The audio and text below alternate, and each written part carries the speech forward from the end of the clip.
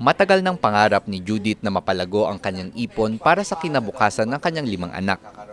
Pero sa araw-araw niyang gastusin, tila malabong mangyari ito noon. Kaya naman malaking oportunidad para sa kanya na maaari nang makapag-invest sa halagang 5,000 piso lamang. Maganda naman.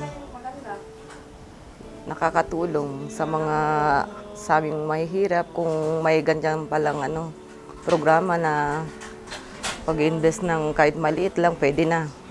Kahit maliit lang yung invest mo, basta may kikitain, okay na yan. Kaya kung dati-rati ang pag-iinvest ay para lamang sa may mga kaya, ngayon abot kamay na raw ito ng bawat Pilipino. Noong Martes, August 5, opisyal nang inilunsad ng Bureau of the Treasury ang ika-31st tranche ng Retail Treasury Bonds or RTB31. Layo nitong mas gawing madali at accessible para sa mga Pilipino ang pag-iipon at pamumuhunan. Panahon na para capital market ay hindi na lang para sa mayayaman o sa mga eksperto sa finance.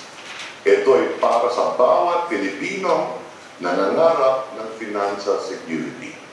And that's why we are aggressively making our RTBs available and accessible to everyone.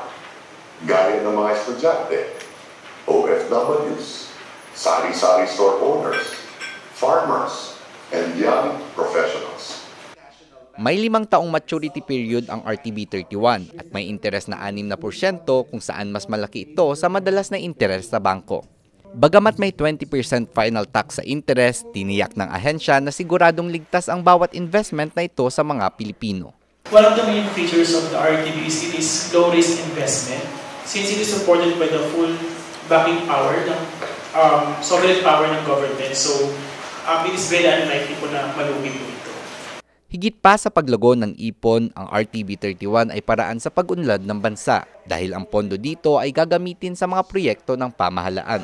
The purpose of the project remains the same, which is to finance public purposes po.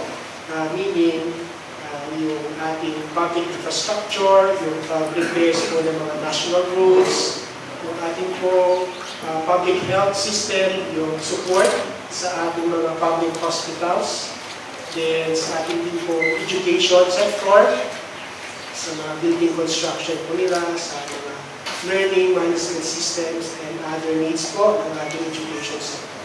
Mas pinadali rin ang pagbili ng mga bonds. Maaari itong mabili over-the-counter sa mga partner banks, sa online ordering facility at gamit ang mga mobile banking apps. Bukas ang public offering hanggang August 15 kaya't hinihikayat ng pamahalaan ang mga Pilipino na samantalahing mag-invest sa ligtas at abot-kayang paraan.